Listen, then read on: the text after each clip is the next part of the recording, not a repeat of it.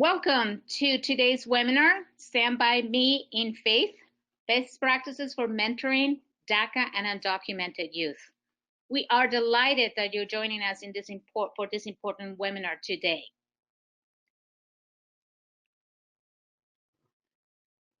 Before we start, I have a message from the Executive Director of the Thrive Center for Human Development. The Thrive Center for Human Development is honored to host this webinar to bring together thought leaders, DACA students, and their mentors to share best practices of mentoring. Special thanks to Dr. Lizette Rojas Flores and Andrea Gonzalez, and to all of those who care for youth. Teresa.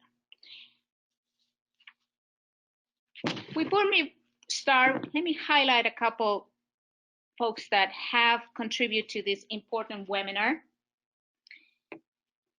The Thrive Center for Human Development seeks to promote a vision of human thriving based on science and spirituality by creating resources to inspire, educate, and equip those who care for youth. In addition, this effort has taken place with the help and support of the Centro Latino at Fuller Theological Seminary. Fuller is one of the most diverse seminars in the world, with students from many denominations and 90 countries, including all of Latin America. Centro Latino has 40 years of experience providing curriculum that specially responds to the church and the Latino community. And last but not least, we also have STARS, Illuminate, Educate, Advocate.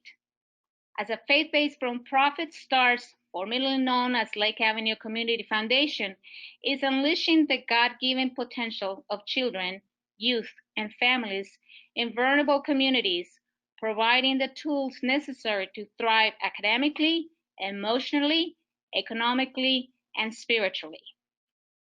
This event has come to place with the help and support of these different groups.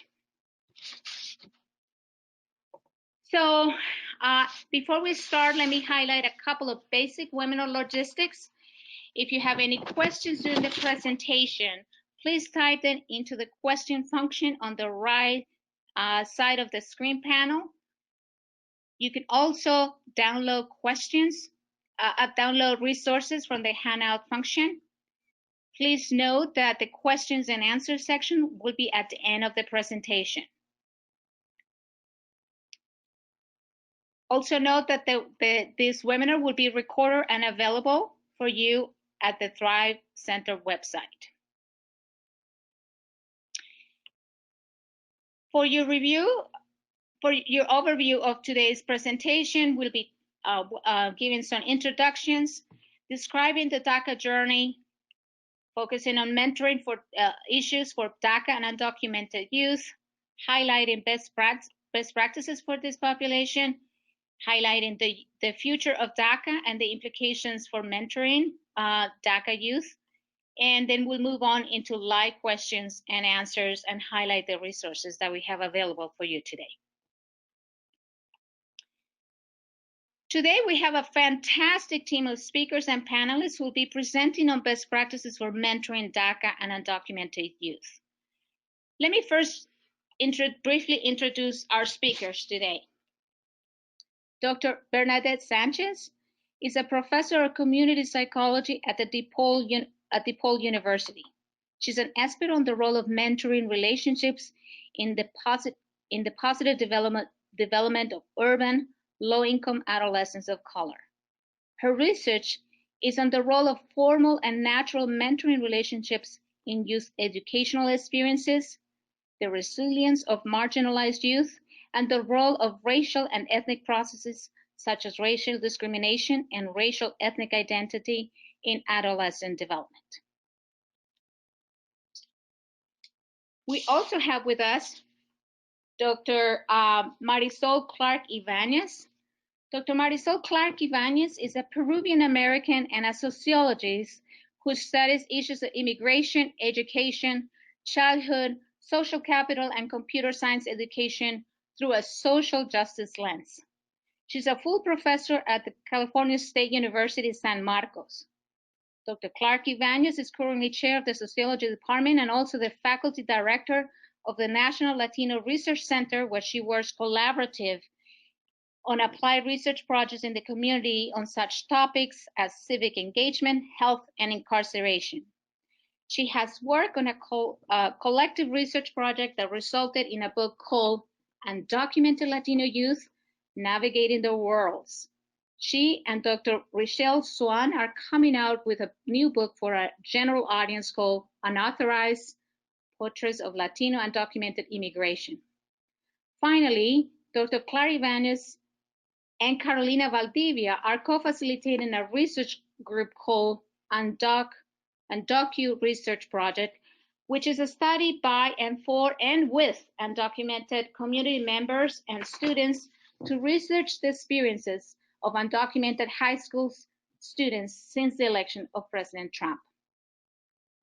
And last, Dr. Lisette Rojas Flores is an associate professor in the Department of Marriage and Family Therapy at Fuller Theological Seminary in the School of Psychology. Her primary research interests focus on trauma, youth violence prevention, impact of immigration enforcement on children and families, and the quality of parent-child relationships and overall well-being of children and parents living in low-income immigrant families in the United States. She's also engaged in international research, examining the impact of community violence on parents, teaching, and adolescents in El Salvador, and internal displacement in Colombia among faith communities. As a bilingual bicultural licensed clinical psychologist, Dr. Rojas Flores takes a special interest in addressing the interrelationships between family, mental health, and social justice issues. So without further ado, we're going to start with Dr. Marisol Clark Ibanez. Hello, everybody, and welcome to the webinar. And thank you to all the organizers who helped put us all together to create what I hope will be a very special and informative and inspiring event. If you could go to the next slide. So we wanted to provide just a very basic, brief overview of undocumented students. And we know we're going to go into more of the DACA situation. But we want to let you know that there's a little over 10 million unauthorized immigrants, and that's the lowest that it's been in a decade. The Mexican origin population has decreased, although it's still the largest group we have, and the highest climbing group of undocumented or unauthorized immigrants are Asian, from Asian origin countries and Central American origin countries. So one thing that's also really important to know is that the protection of undocumented students in elementary school through high school is protected by the Supreme Court decision Plyler versus Doe. And so on the one hand, there's protection for enrollment and participation in public K through 12 education, but the Supreme Court decision left state by state decisions for higher education up to states. And so this is why we see in some states there's equal access to higher education in terms of tuition or scholarships, and then there's also a banning of undocumented students to community college and universities that are public. And then we have really exciting research that just came out actually this month, or I should say in April, where it's estimated that it's a little higher than was estimated before. 125,000 undocumented or unauthorized immigrants reach the high school age in the United States each year. And another important number, it's not on here, but I want to share it anyway, is that it's estimated about 98,000 undocumented students are graduating high school each year. And finally, the last thing on the kind of a brief overview is that there currently is no federal immigration relief for most undocumented folks. Multiple versions of a DREAM Act has been passed that's been focused on more youth and college going or folks in the military. They haven't made it into law, although many have been proposed. And those laws, excuse me, typically contain a pathway to citizenship, which in my opinion is ideal, or a pathway to lawful residency, which in my opinion is less than ideal because it doesn't involve voting rights.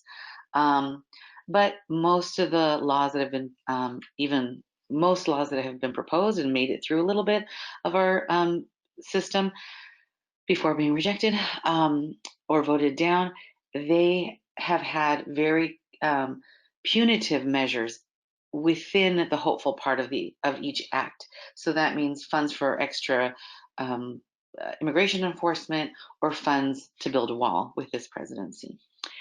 Okay, next slide, please.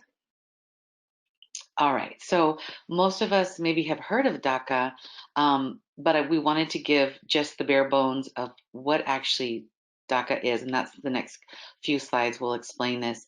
So DACA is not a law, it's an executive order, and it only applies to certain population.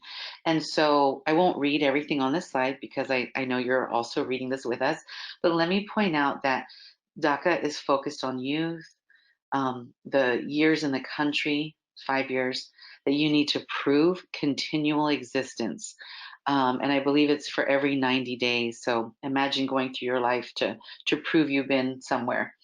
There's an upper age limit, and there's what I think immigration attorneys and advocates call kind of morality contingencies.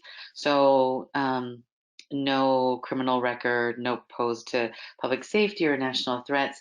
And then finally, this last hook, which is enrollment or graduation from high schools or equivalent, and service, honorable service in the military.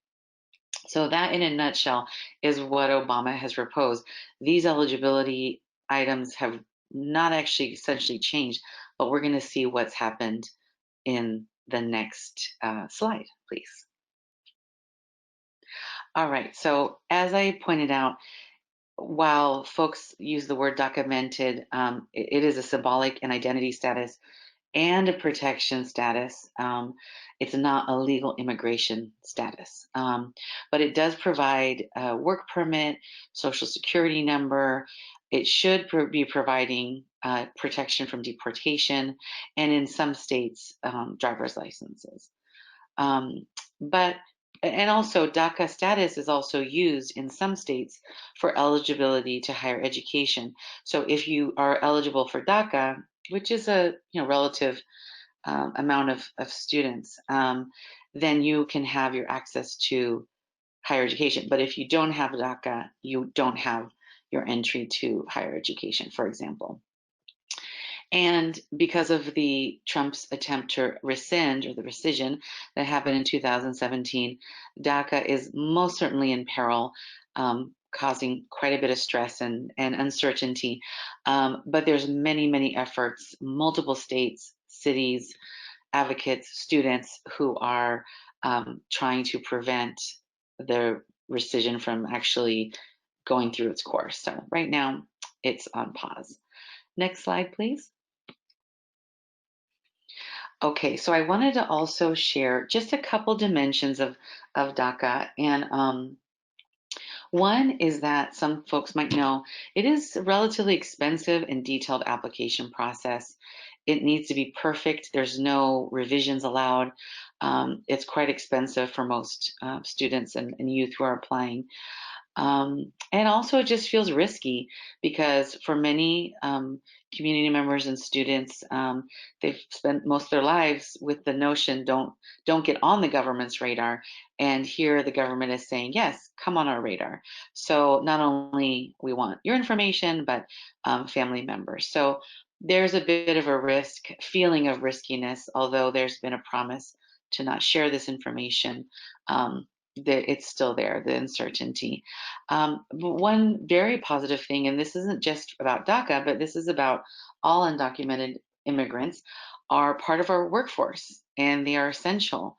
And they're also really essential to state taxes, whether it's payroll taxes that they may or may not collect, participating in Medicare, Medi-Cal, I guess Medicare, the national, and sales taxes in the communities in which they live. And so the Institution on Taxation and Economic Policy last year estimated that undocumented immigrants, okay, so this is undocumented, everybody in that status, is contributing $11.74 billion in tax revenue. And that's through data from the IRS and a tax form, that's the ITIN. Instead of a Social Security, it's a taxpayer ID number.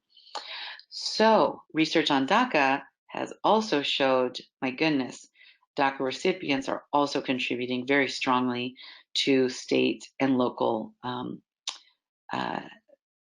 budgets. And just for an update, I looked online to see what's the latest for DACA recipients from the government website, and it's around 6,800,000 of who are DACA recipients still right now. And this is actually very interestingly rather close to the 2012 initial applications that were granted. So this is very exciting about the population of DACA recipients who are indeed enacting their rights and opportunities. And the final word, the final term note here on terminology is, you've heard, I'll start with the last one here, documented, which folks have used it as a play of undocumented and documented, because it does provide more protection. It's an identity that a lot of researchers have talked about is really important, going from undocumented to documented. But the other term I wanted to bring up, which has been, overall, it's a very positive term, dreamers, but there is some pushback among immigrant youth and the immigrant rights movement about the term dreamers. And the dreamers come from the legislative act, the DREAM Act, that's been introduced over and over again, different ways with different people. So folks don't want to have a terminology that's based on legislation about them. Others feel like dreamers is too youth focused, leaves out older individuals or undocumented youth's parents. And as one graduation cap I saw said, is they don't want to be considered dreamers, they are doers. And so that's just something to keep in mind. But all other folks, other youth and community members I work with really, really embody the identity of dreamers. So, these are all kind of moving concepts that hopefully you're going to have these as takeaways from today's webinar. Okay, next slide, please. All right, well, I will allow all of you who are participants to kind of dwell on this beautiful infographic here by Norma Ramirez and one of our organizers and co-presenters, Dr. Rojas Flores. And I think they did a beautiful job of showing where the population is who is eligible for DACA when it came around 2012. And the lower part of this infographic, quite uncertain and not a lot of pathways to citizenship or residency.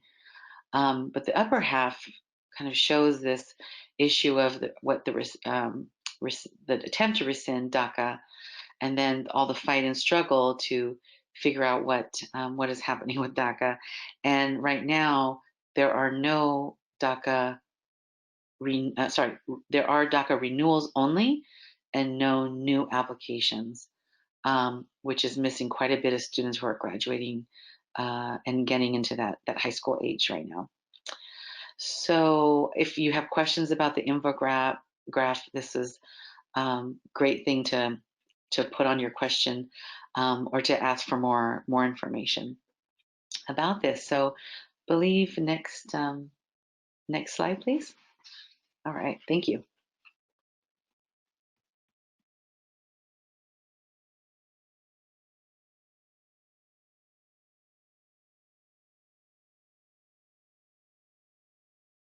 I will go ahead and introduce the panelists that will be speaking. So we have Norma Ramirez, Emiliano Diaz Sorosa, Sonia Lingambull, and Eric Johnson. Thank you, Marisol. I really appreciate for introducing them. Well, I fiddle with my mic. Let me just give you a little bit of background on each of the panelists because you will hear great pieces of wisdom from them. Norma Ramirez was born in Iguala, Guerrero, Mexico. Norma Ramirez migrated to the United States at the age of 5. She has always loved learning and excelled academically. And it wasn't until attending graduate school for a PhD in clinical psychology that she realized crossing the border was a traumatic experience that continues to shape every part of her life. Norma deeply cares for her community, volunteering at Latina Youth Leadership Conference in Las Vegas since 2008. She is currently bringing back the awareness and benefits of mental health practice, especially therapy, to Latino and Latina high school juniors and seniors. Norma is both an advocate for her therapy clients within the system and an activist in the greater social political context for Latina immigrant youth and families. Thank you, Norma.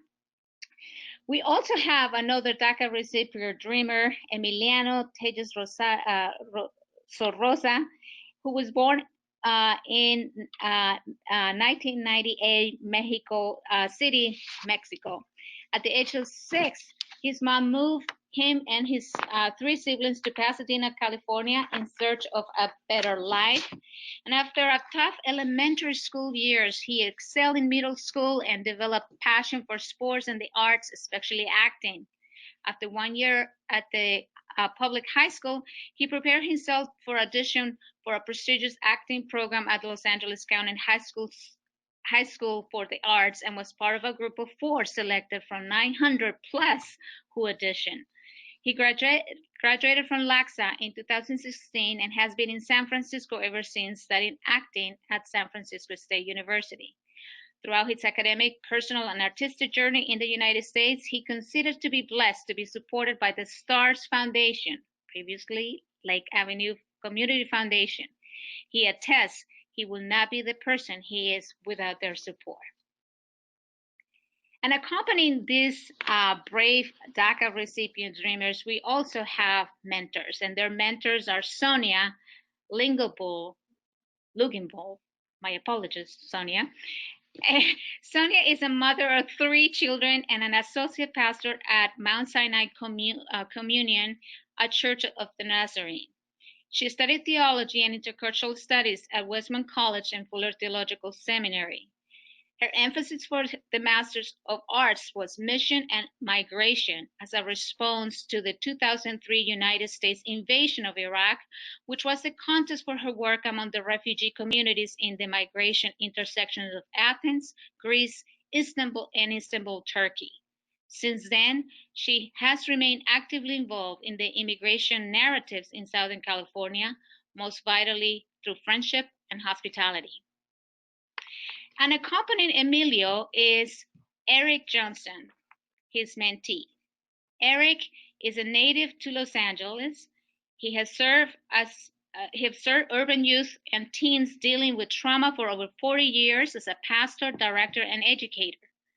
As Director of Partnerships and Collaboration, he's responsible for building support and advocacy within the Pasadena School District community around systemic issues impacting vulnerable students and families by leveraging relationships within the faith, nonprofit, and business communities. Eric is a graduate of the Southern California Liaison for the DeVaugh Urban Leadership Initiative, whose mission is to make a positive impact on the lives of disadvantaged urban youth by investing in their leaders. This amazing group of panelists will be speaking for themselves as we move forward. What has it been like for you? As I was trying to kind of like dip my toes in the next waters, that's when you first start to get told like, oh, maybe you can't go in here. Do you remember the first time you heard that? A summer program I was actually trying to do in Pasadena, and it was art-based, like musical theater and acting and all that, and I was super excited. I had just finished doing one, and this was like the next one, and I was like, okay, let's go, like, let's get better. And you know, you start to read all the fine print and stuff, and it says like, citizens only, residents only, whatever. And that's kind of that was for me the first roadblock. I feel like we're sort of like in slightly like different generations. I came in 1995. Okay. So I was 5 years old, and I think the first time where I really kind of hit that roadblock, because I always thought, they always ask you like, what do you want to be when you grow up? And I mean, nobody was making a distinction between like, oh well, you're undocumented or whatever. Mm-hmm. So I wanted to be all sorts of things. I wanted to be a doctor, a lawyer. It wasn't until I was, I think like sophomore year of high school, like I started getting these what they're called, like letters saying like, hey, we have this program that's for underserved populations to help you and stuff like that, like college readiness. Yeah. And I remember I told my dad about it, and he's like, oh, they're not going to help you. And I was like, why not? And he's like, because you don't have papers. And I thought he was joking, because sometimes he has a weird sense of humor. Yeah. And we sat through like all these like info, kind of workshop stuff. And then at the end we would go up to them and be like, hey, so this is my situation. And they would just be like, we're sorry, we can't. And when I graduated, I showed her my transcript. And she's like, you need to go to grad school. Like, you need to go get your doctorate. Yeah. And at that point I was like, maybe.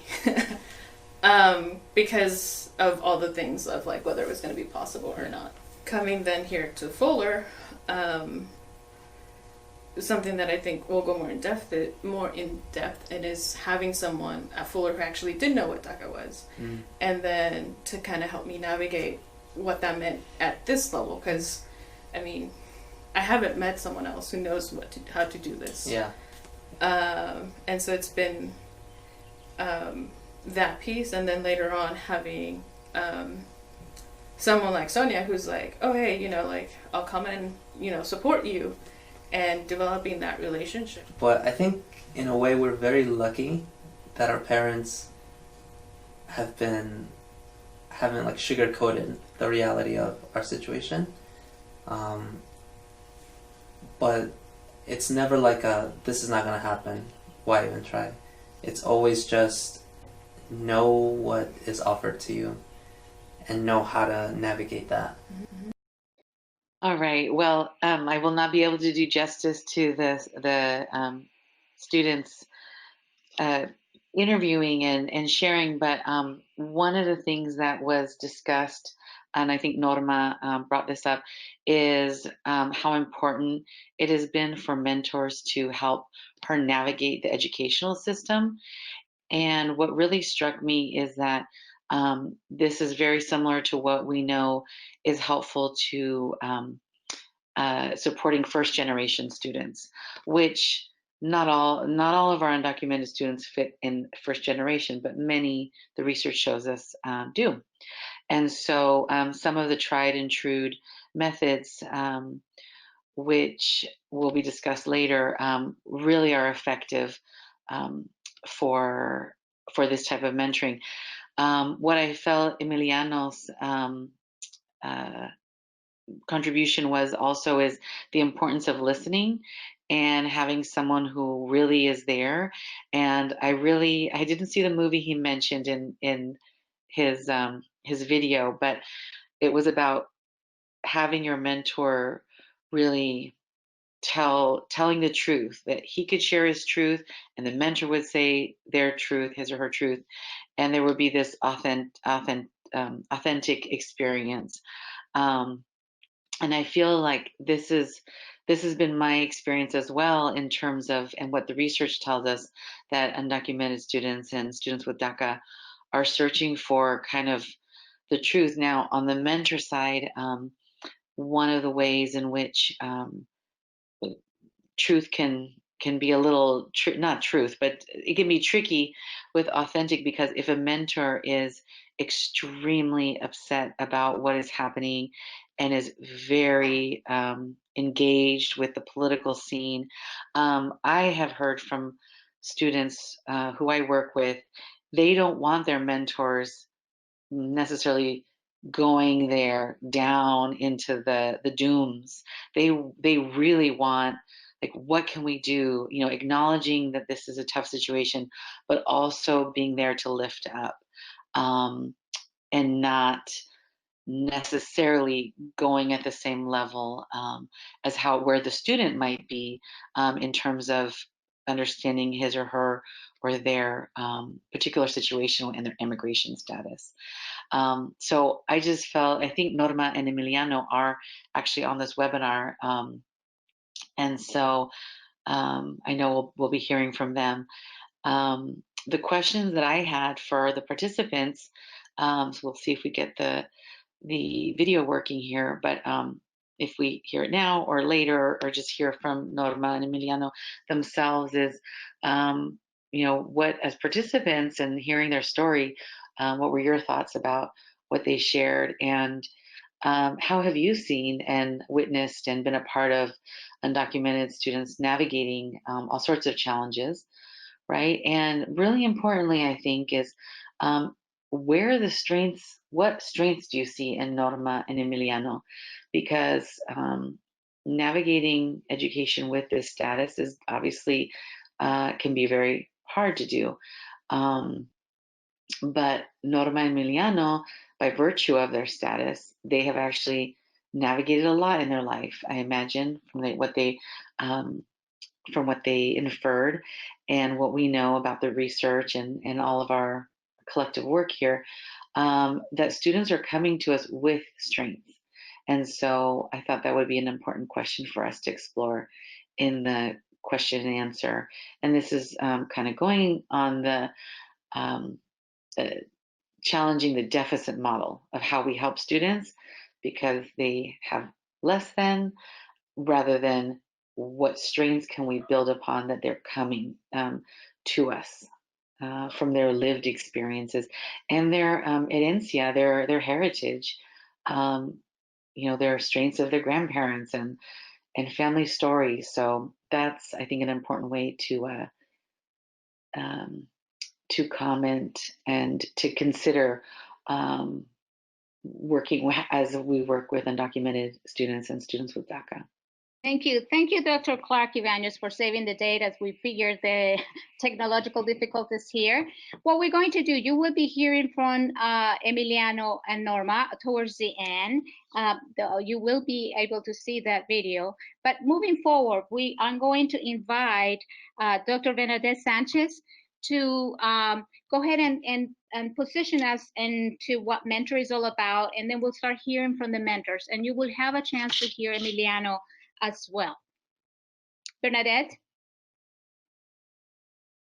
Okay, thank you so much, and thank you to Lisette and Andrea for organizing this webinar, and I'm honored to participate in this with Marisol and the Norma, Emiliano, and Sonia and Eric about their mentoring journey. So what I thought I'd do, if we go to the next slide, is talk about what mentoring is so that we can all be on the same page. So Marisol did a great job of setting the stage on what DACA is and the issues that some of the DACA students experience, and she's going to talk more about that. But first, I just wanted to establish what mentoring is. So as we learn more about these mentoring relationships and the mentees and mentors journeys. So mentoring is a relationship between a non-parental adult and a young person, and the adult provides support and guidance to the young person. And Marisol already started discussing a little bit about the type of support or guidance that a DACA student or undocumented student, might need, in terms of navigating, the system. And the mentoring relationship can be a natural mentoring relationship. Those are relationships that young people develop organically in their social networks, such as the relationship between a young person and a pastor, like Sonia and Norma's relationship, which we'll learn more about today. And then, and these relationships tend to be pretty long-term because they organically form, in their networks. It could be with an extended family, it could be with a teacher or someone else in their community, and they tend to develop these close bonds. Or a mentoring relationship can be a formal relationship where there's a program and staff match an adult to work with a young person around a particular need. And and goal. And some of the characteristics of mentoring relationships are that the mentor serves as a role model. They develop, close relationships. The mentor cares about them, has an influence on the mentee. The mentee, looks up to the mentor, but also what the research shows is that those relationships that are longer tend to have more benefits, for the mentees. So as they develop this close, trusting relationship, then mentees are able to reap the rewards, of a mentoring relationship because the mentor gets to know them and through time understands, the kind of support that's needed and the resources that they need to be successful. So next we're going to hear from our mentors, from Sonia and Eric, about their journey in mentoring students. I know that there's a question about, well, how do I know if I'm ready? And I think that the two things right away is mentoring comes from a place of humility, not from a place of ego. And so you have to, you're ready if you're ready to listen, ready to be present, ready to not try to fix or teach, and ready to be vulnerable. I would agree, and I thought of one thing Norma said when she was telling her story. She was asked about the future, and she said 3 words: "I don't know." And I feel like as someone in a mentoring role should be able to say the same thing. Absolutely. I don't know. Yeah, I know for me as a parent, and I think for any of us who's been a parent, there is always that point where our child wants to hear truth from someone else, not from us. So again, I think that's why you come in with that place of humility and learning, because I'm not trying to replace the parent, I'm trying to come alongside. Right. Yeah. I think that I've learned from Norma. I've actually, like I said, she's been my mentor in a sense, and having that courage for me to ask questions, Yes. to learn more about a particular story in a particular place with a particular family, that requires me having the courage to be patient and listen and learn something new. I would encourage people like me who want to mentor youth, any youth. There's several things that can happen when you're like me. You can have a savior complex, a white savior complex. You can have all sorts of cultural assumptions about others. You can have, you can feel paralyzed. You can feel as if you're special or something, and that you should go find the right youth to come alongside. And there's caution in all of that, and there's also, I think, an invitation to people like me to spend some time listening. I think I'd sometimes call it compassionate listening. Yeah. I remember a pastor saying to me once, people don't care how much you know until they know how much you care. And so am I demonstrating compassion in my listening? And whatever solution or pathway that comes out of that, that it is done through mutuality. I think the only tool that served me was the ability to listen. Friendship and engaging human beings, any human beings. Right. I'm a connector, I'm an activator, I'm a communicator. I love to engage with all sorts of people. And so I think this is something I was kind of called out into. If we can, be humble and present, and see people, see the diamond instead of the coal, it's just it's invaluable. The relationships that I have. The relationship I have with Emiliano is invaluable to me. Great, thank you. So that was wonderful to hear from Sonia and Eric, their approach to mentoring. And what I have here is a model of how youth mentoring works. And I think that what they discussed was really helpful in understanding, their approach and what it is that they do to make their relationship effective. And on the left side of this model, you see the mentoring relationship, and those are the characteristics, of a strong mentoring relationship. And I want to highlight that some of the things that Sonia and Eric discussed that you don't see here in the model but are important are the mentor's stance. And I would say that also goes here on the left side, in influencing the relationship. And they discuss things like the humility of the mentor, the savior complex, that could potentially, if someone comes in with that kind of stance, that could potentially damage the relationship. Compassionate listening, that, having humility and compassionate listening, that's what helps them, be a better mentor in the relationship. So in youth mentoring research, they discuss, the characteristics, of effective relationships, but also the characteristics of mentors, and how it is that they approach the relationship. And that's what, I think they talked about in the video.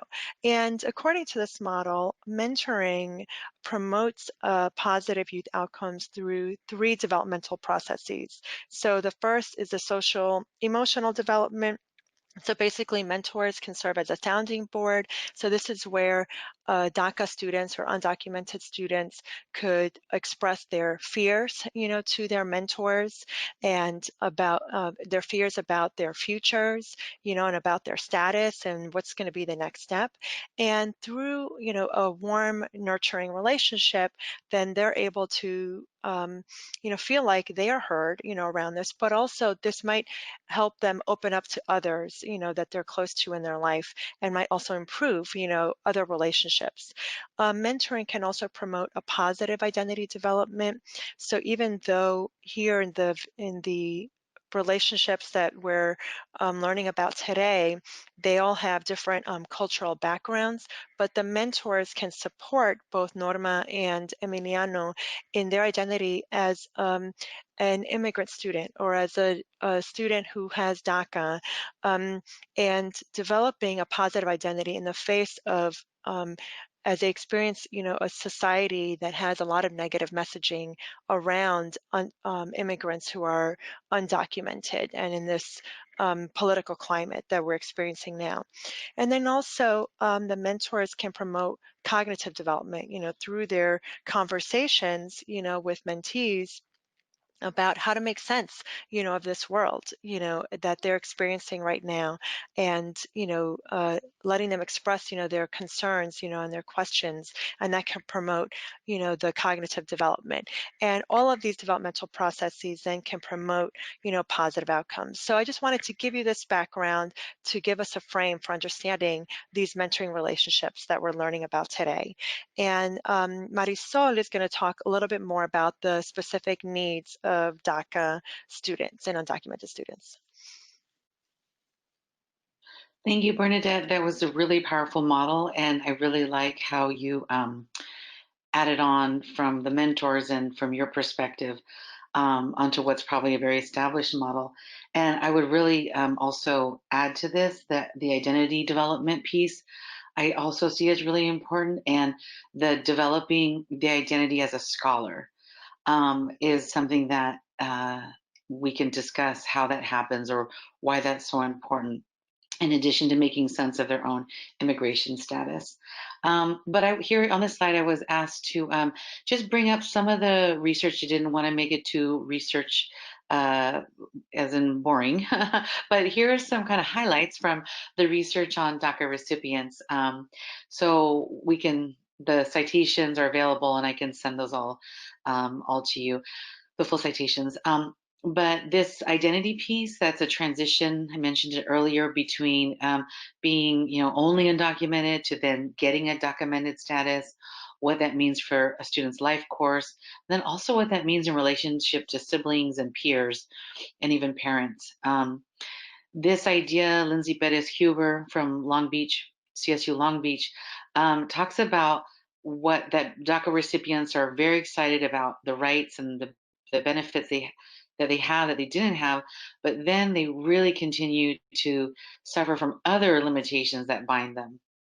And my work with Rochelle Swan, talking about DACA recipients specifically, is the ways that the DACA recipients are still impacted by forms of legal violence.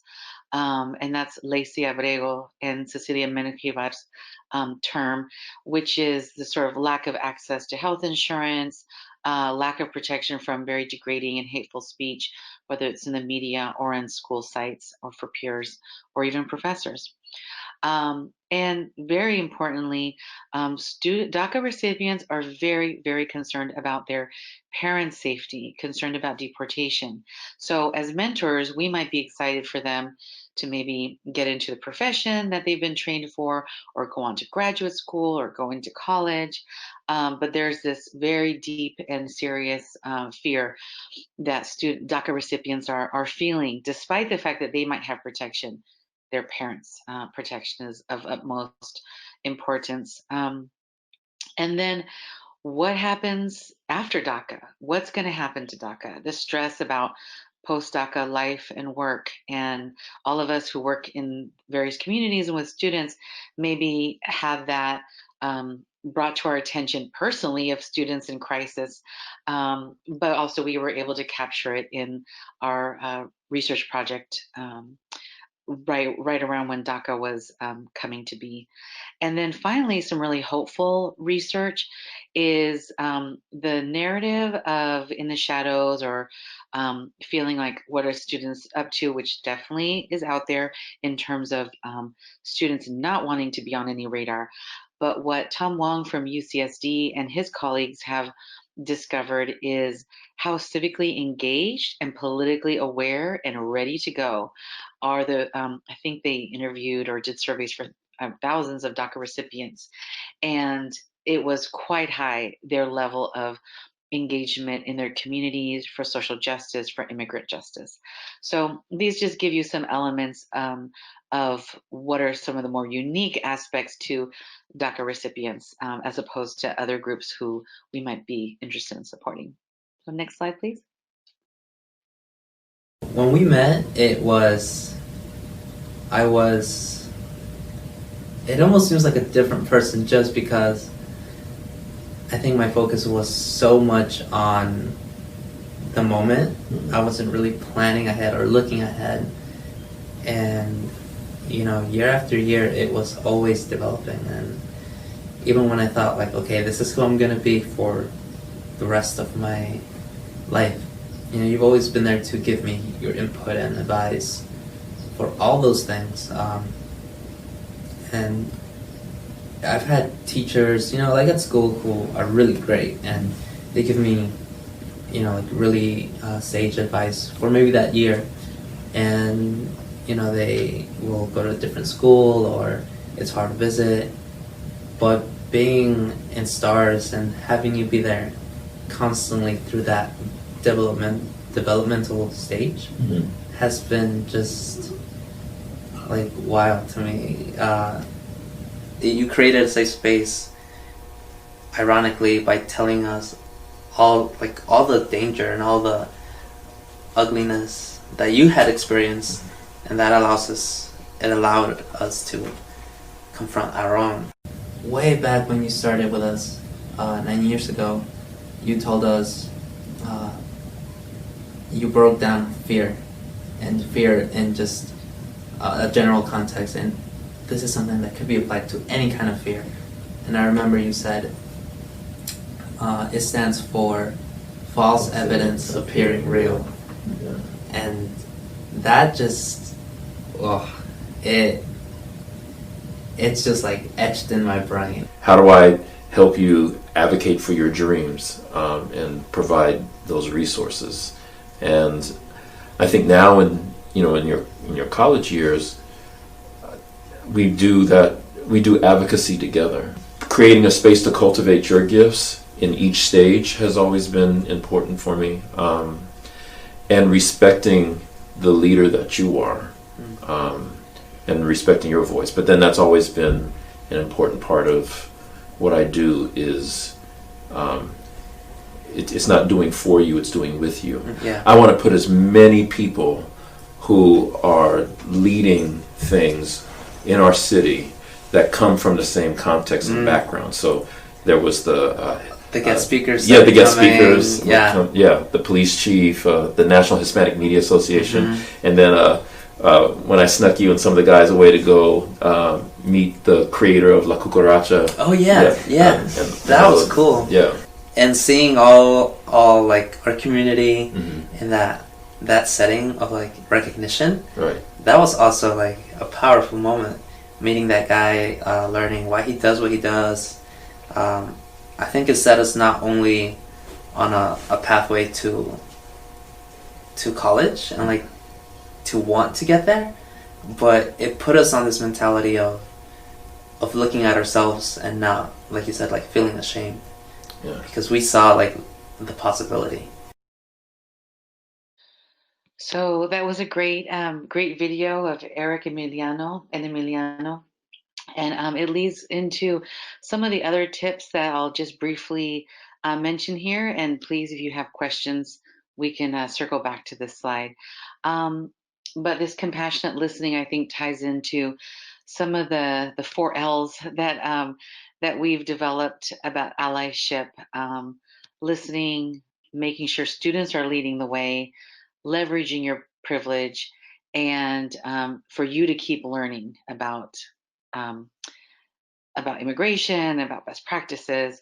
Some notes, and I took this part of this from Eric, for things to think about that students often say that they appreciate hearing, is this focus of education can't be taken away. So to focus on education, working together for change, which Eric and Emiliano also talked about. And then what Eric said, wants to do with you and not for you. Finally, the last point is understanding that your students and their parents, if they have parents here, perhaps having different worldviews and different dreams and different challenges in terms of emphasis on work versus school, where to go to school, for example, four-year college, four-year university versus community college, and to be present with that. Try to not be judgmental, offer solutions, but be very respectful of where the student and their parents collectively feel they should, what direction they should go into. Next slide, please. So 3 years ago, where our relationship started, I don't know. I'm still curious. Well, it's funny too because you invited me here today because you said mentor, and I thought, whoa, what an honor that you would use that word for me.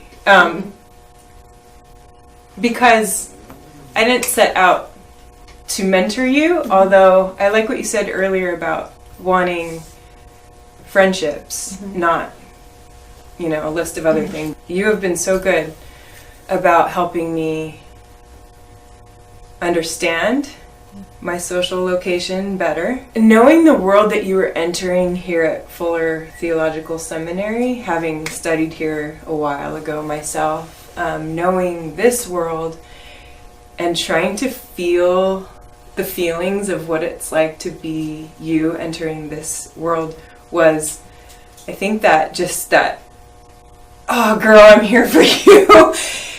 Come what may. You can be as honest, as transparent as you can lament with me, you can complain to me, you can cry. Because I couldn't imagine what that experience is like for you in higher education.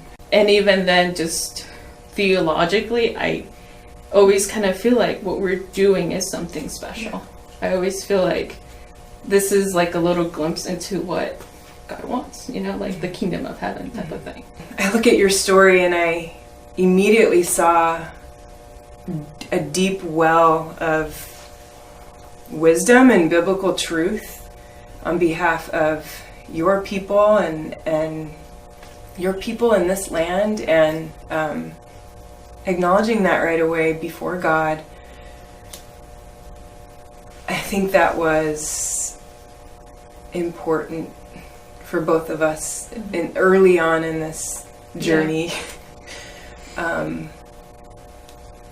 Because it shed a lot of light into the way we do theological studies or have theological conversations. Yeah.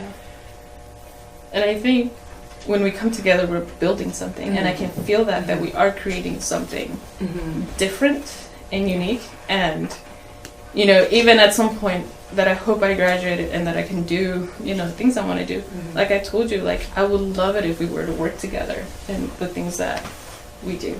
Yeah. So, like, kind of like the others have mentioned already, to see each other as colleagues and a mutual place of good work in a future that God holds us all in.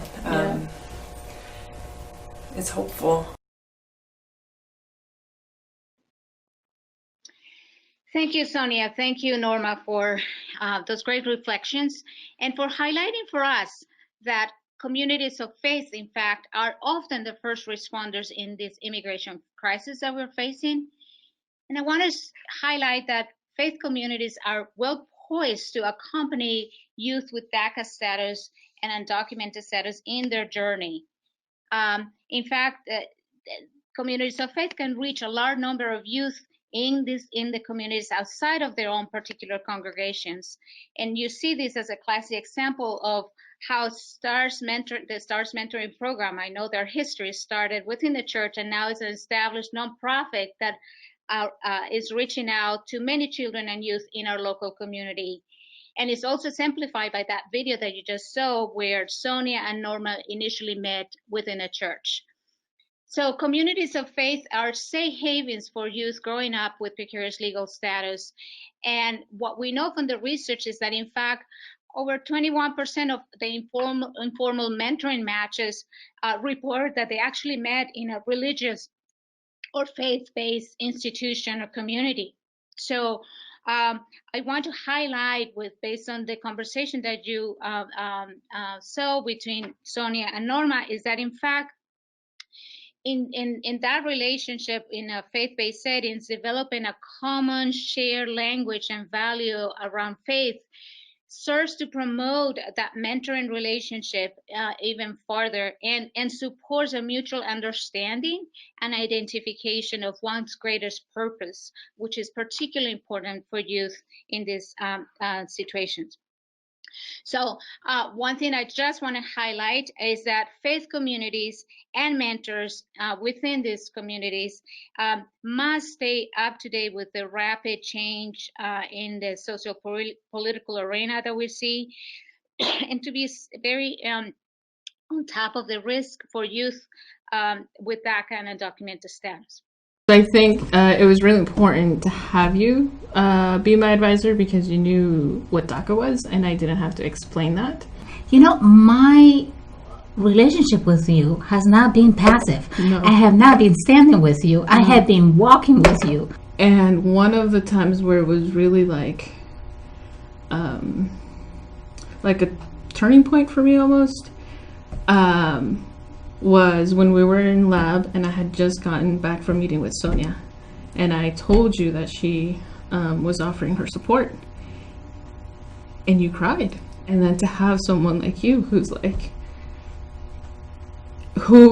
was so worried about my education, about feeling this, that when there was a glimmer of hope, that you cried out of happiness and thankfulness, like that was impactful for me.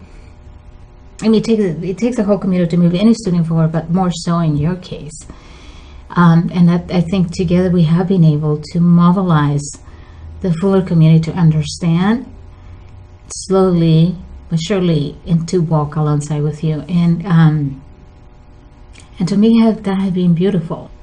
To me, it was just realizing more, like it was adding a deeper level into like how DACA is not the solution and how it's just very liminal and very temporary. It was just confronting all of those things, and then I don't know, and then just feeling so weird that like life just keeps moving on.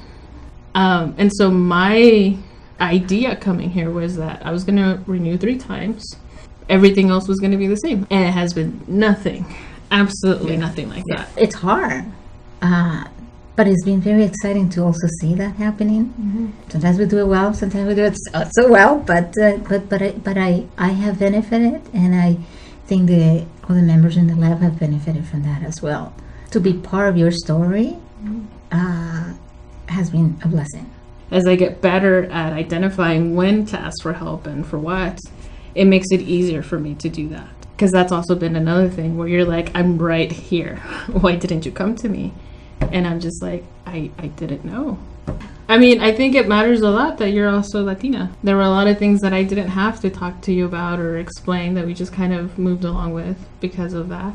There is a commonality that can definitely be helpful, and there's research that supports that.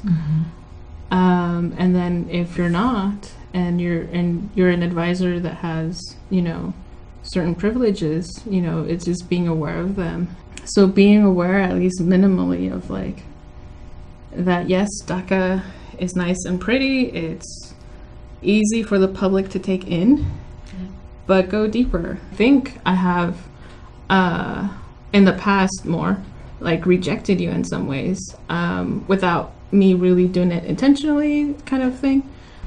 And I think that's something that you've had to deal with.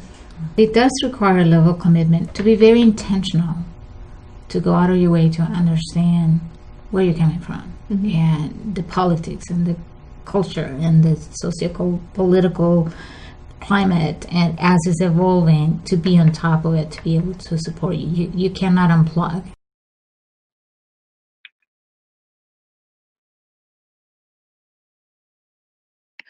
All right, that was a very powerful video clip. I had to take a moment there, but I appreciated the notes of shared cultural experience, Liseth pledging and walking with Norma, generating support from the institution, and then mobilizing resources.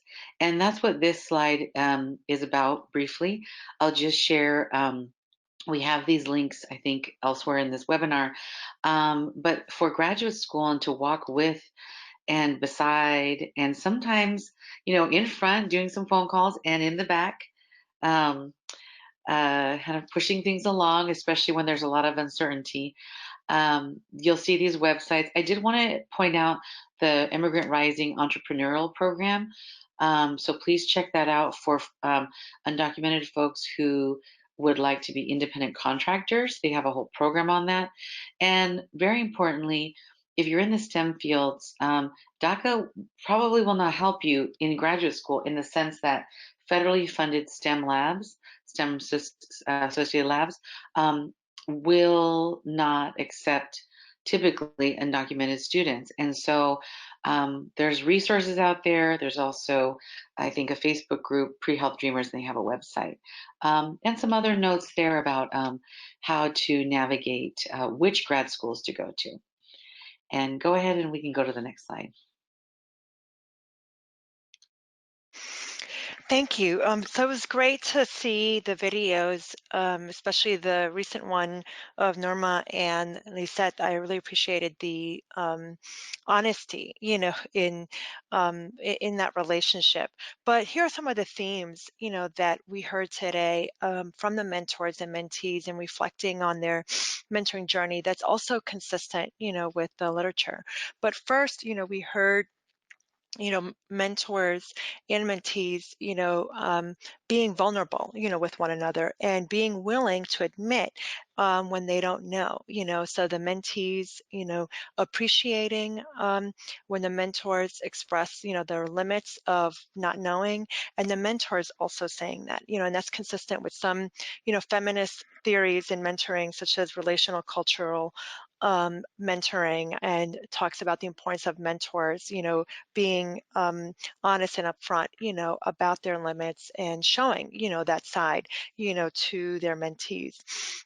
Also, we saw in the mentoring relationships that they were youth-centric. It was focused on the youth themselves, on the mentees, and this is consistent, with like critical mentoring frameworks by Tori Wieston-Serdan, who talks about the importance of letting youth lead. And this is what Marisol was saying, that with students who have DACA or are undocumented, it's important that we let them lead the way, but we also stop and listen to them and learn from them to figure out what their needs, and allowing them to take on leadership types of roles.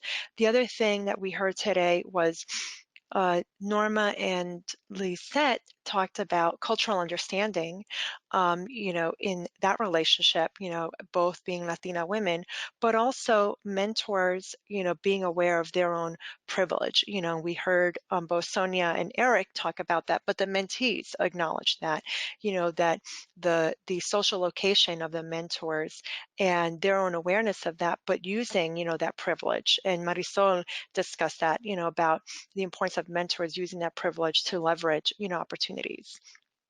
Also, helping young people gain access to resources through advocacy. The mentors and mentees talked about mutuality and reciprocity. So like Sonia and Norma discussed learning from one another, and in the future envisioning we'll see a little bit later like a collegial relationship. They talked about compassionate listening. Mentors are obviously communicating care. We could see that, in their interactions and conversations in these videos. And finally, these are all long-term relationships. So like Emiliano talked about how Eric has been there for him during his ups and downs and transitions, in different aspects, of his life. And through these long-term relationships, they've been able to get to know each other, and the mentor has been able to help them, through these different times in their life. Next slide. So now going back to the infographic that Norma and Lisette developed. So we now want to talk about the future, of DACA, and we're going to hear from the mentees and mentors discuss, the future. Next slide. So we were kind of talking earlier about the next step after the academic journey that we're in now. Mm-hmm. Getting clear to the fact that I won't be able to get licensed as a psychologist because I'm not a U.S. citizen. And so now that I'm getting close to that, I'm kind of like wondering what that's going to look like. I'm already thinking about well, this is going to be the next fight that I have to do. So there's a lot of questions about whether there's going to be a DREAM Act, if the Supreme Court is going to do anything with the DACA lawsuits that are going on. And so I don't know. That's really what it comes down to. I don't know. All I can say in my life is there's just fighting and fighting and fighting. Growing up, wanting to do what I want to do, it's I think it's almost like a good metaphor almost of DACA recipients, because to get cast in something, you got to be the most fitting person out of a pool of people, and so going with that ideology moving forward in life for me, not only have I had to be the most fitting, but I've been almost forced, and I think a lot of my friends and family, and you even, we've been forced to not only be overachievers, but if we're not at the top, we don't get any sort of resource. Growing up as undocumented, people mold you into what you think you can fill. And I kind of started to believe it, and my mentors and teachers have constantly broken that and shown me don't create your own, but not out of limitations. Just know how far you can reach. So that's been important to me. I want more Sandra Bullock's in that movie. Yeah. I need more blindside Sandras who, they just tell it how it is. They don't They don't patronize. They don't sugarcoat either. It's just kind of like, this is where you are. This is who you are, and this is who I am. This is how I can help you. Mm-hmm. As a mentor, like for them to teach, that what has been helpful is teaching me how the system works. Because I think something that I keep kind of going back to is that when I was younger, I learned how the system works, and I was able to figure that out. Mm-hmm. And going into college and undergrad, like the system stayed similarly. Like it changed a bit, but I didn't have to like go outside too much. And then coming into grad school, it was just such a huge jump that like I didn't know what that was. I didn't realize what's a requirement for me in terms of mentors. It's but honesty kind of on both ways, because you got to be honest with yourself and who you are, but at the same time you have to see that honesty from those mentors. Yeah. That they have that self-awareness of their position, and they're not going to lie to you and kind of run away from it. Okay, great. So here there are a few things. I'm just going to be very brief so that we can also listen to the mentors and then take questions. But a few of the things that they talked about that I thought were important. One, Emiliano and Norma talked about the pressure of having to be very, very, very successful and be overachievers just to get any little bit of resources possible. And then they also talked about the importance of them needing help and support around navigating systems and institutions, and acknowledging the importance of mentors who are upfront, using the Sandra Bullock character from that movie as an example, someone who's a straight shooter and is also self-aware, of their limits, but just tells it like it is. And then just a question, that I have possibly for later is, how do we we're learning, how we support, students like Norma and Emiliano. How do we support also the students who are not as, successful as they are? So now let's listen to our mentors as they talk about the future. Something that we have not said. We've said all the things that we come in to be, but we haven't talked about the future of this journey, and specifically what it means to be the mentor of a DACA student. In my relationships with DACA students or non-students, whoever I am engaging with in friendship, their future uncertainties are my uncertainties as well. Come what may, I, as a mentor, would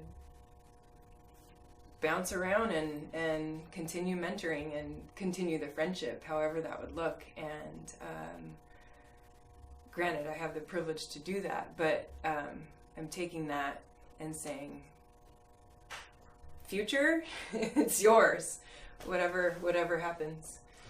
If I'm stepping into the role of a mentor, then I'm stepping into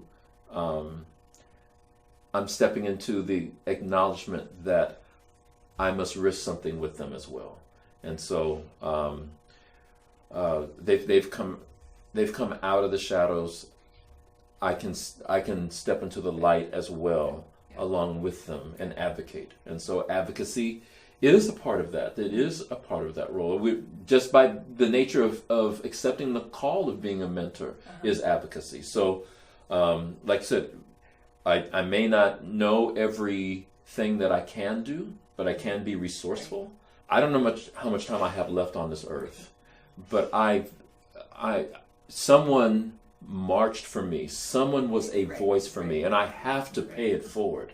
And so, being a mentor to a DACA student is planting the same seed that someone planted for me. The same risk that someone who was not a person of color took, so that for this to happen, I need to do the same thing for my brothers and sisters, regardless of their race. So yeah, I feel strongly about that. I would add that if you look like me, the last 3 years we've been more exposed and more aware that white supremacy is the default in our country, and it is in our systems, in academia, in churches. And if a mentor cannot acknowledge that reality with the people they are hoping to share, to give and receive wisdom from, it's not going to be wisdom. There won't be wisdom extracted from anything I have to say if I cannot stand in a place with others in this country in a place of repentance and acknowledgement of our history and our current realities as people with one another, because it has to be named, and in these contexts and in these conversations, it has to be named.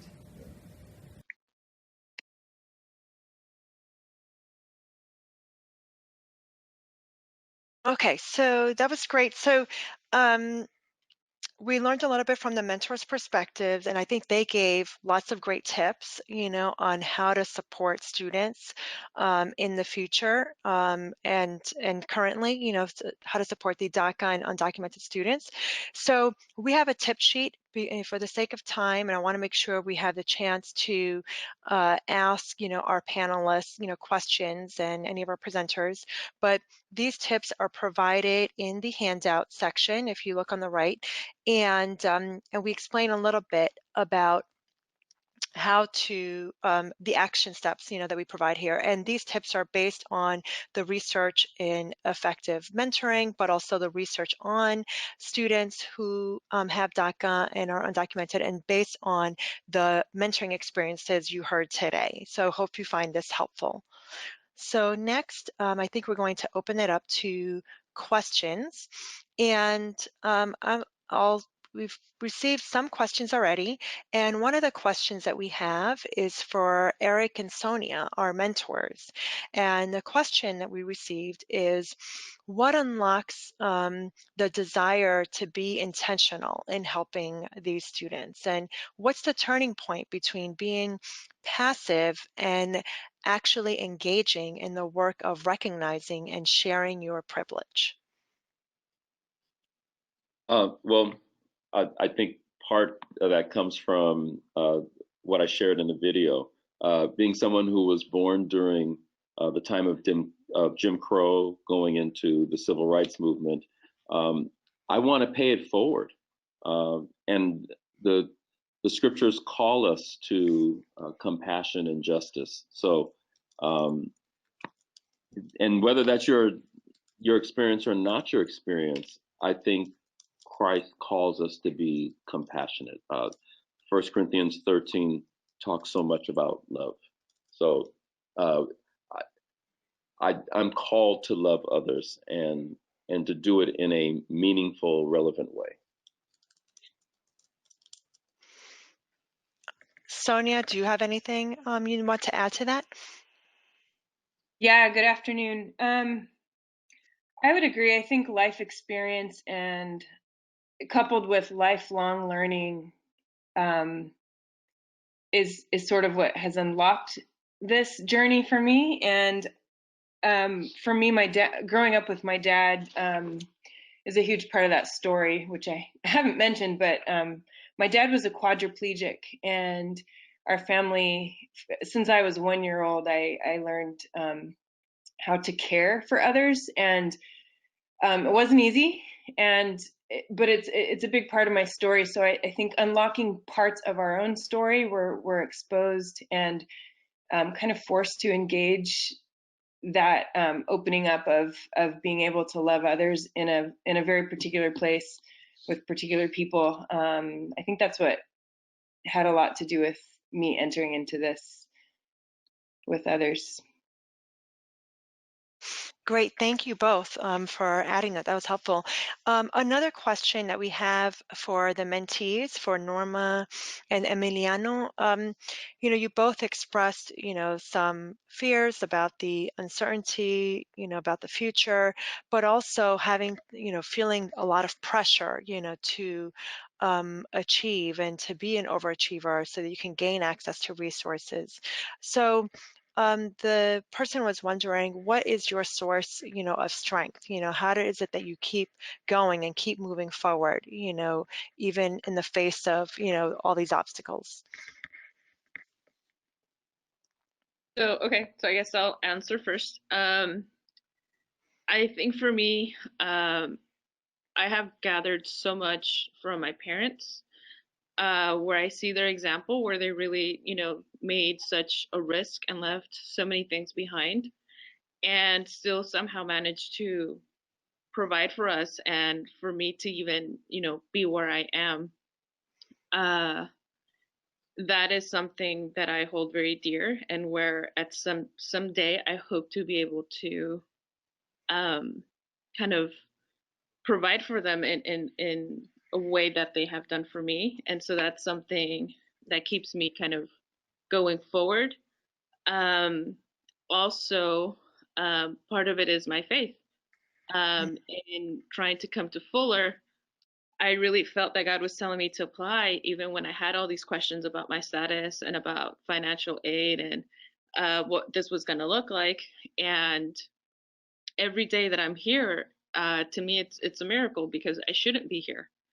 And then the other piece is that I have seen people come and want to support me, and someone like Sonia and someone like Liseth and other people that have surrounded me, it gives me hope, because it's a real thing. It's something that I can see, and it's not something that I'm just sort of blindly pushing against.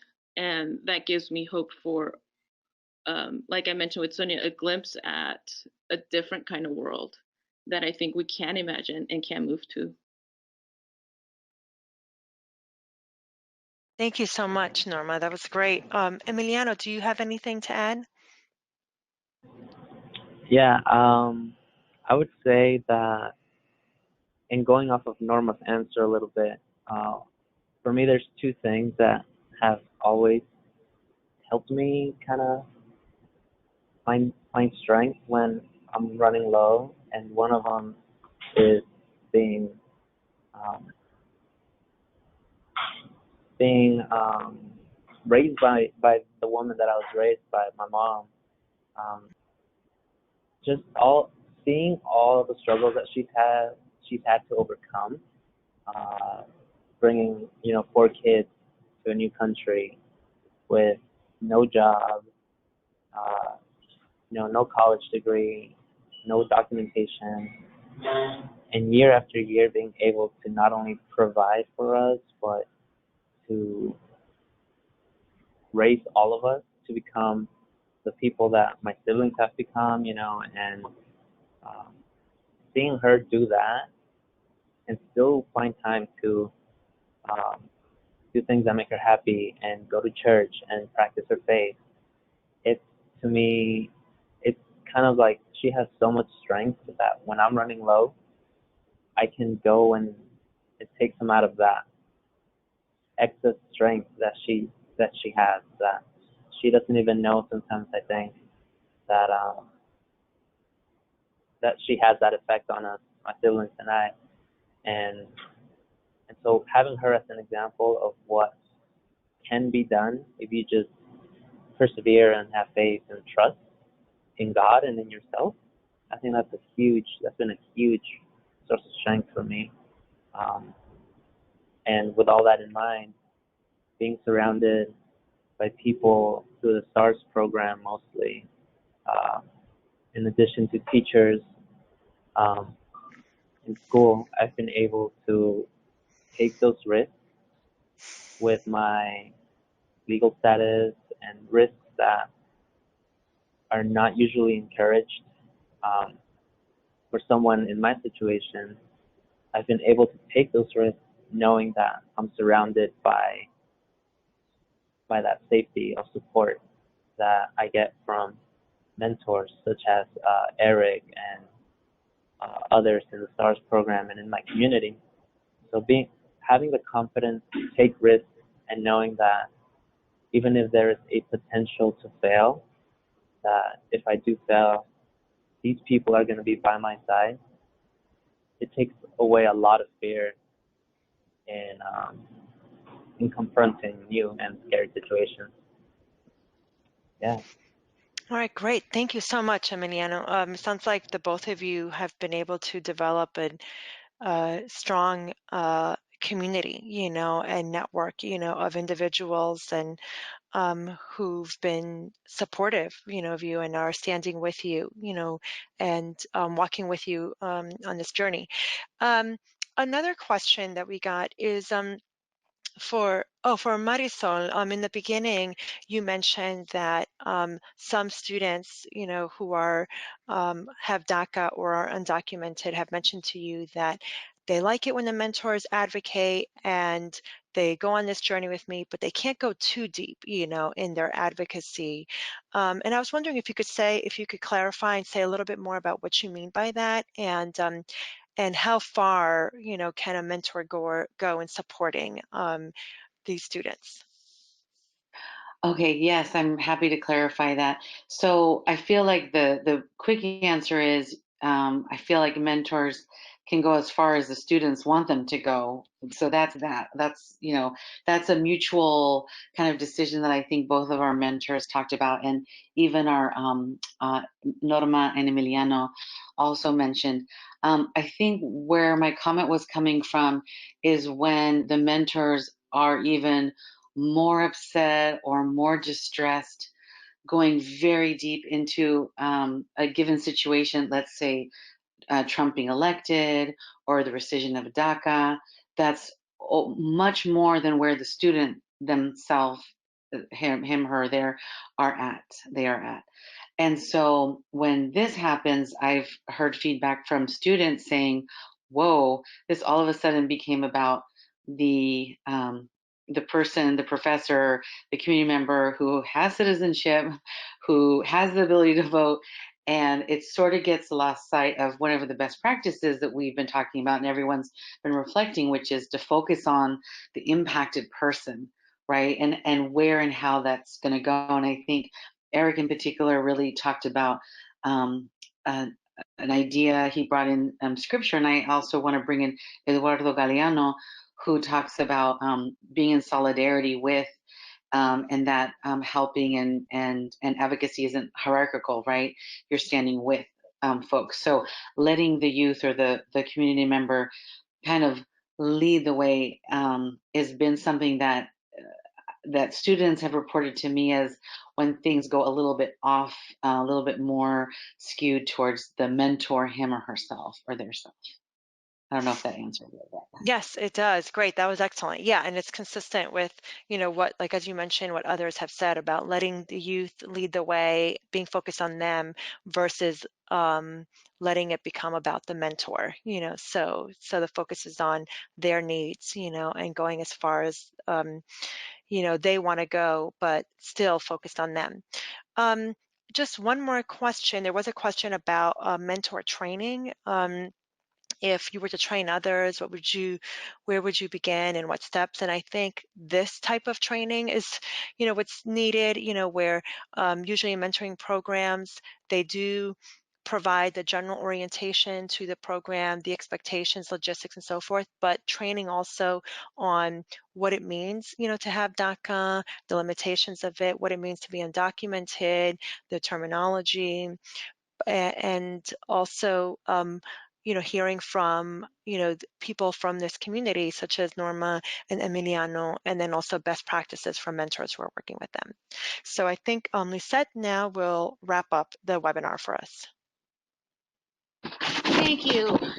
First of all, I want to give thanks to the brave and courageous DACA recipients, Norma and Emiliano, for sharing their stories, their dreams, their hopes, their headaches with us. Thanks to the faithful and caring mentors, Sonia and Eric, for inspiring us to accompany DACA youth and those with undocumented status as well. Thanks to my colleagues and fabulous researchers and advocates, Dr. Marisol Ibanez-Clark and Dr. Bernadette Sanchez. Thanks to Thrive, Center for Human Development, Centro Latino, and STARS for co-sponsoring this event. And thank you to you participants for hanging in there with us as we maneuver through some of these glitches. Technology is beautiful, but sometimes it's a little bit difficult. And so with that, I just had to note that we had some glitches with downloading the handouts, but do not fear. You will be getting the handouts. We will send them to you via email. And also note that we are having this, this webinar is recorded and will be accessible to you on the website of the Thrive Center, www.thethrivecenter.org. So you will have access to the recorded webinar, pass the voice, spread the knowledge that we are having this resource available, as well as handouts for you.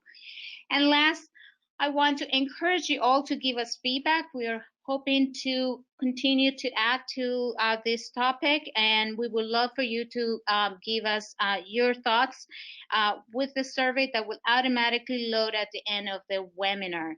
Any comments, any questions, feel free to email us to send us your comments. We thank you for your support. We thank you for staying with us and for your interest in learning how to best support youth and undocumented youth with mentoring best practice strategies. All the best to you. And we are going to be closing the webinar right now, but we look forward to seeing you maneuvering through our website, thethrivecenter.org. All the best to all of you.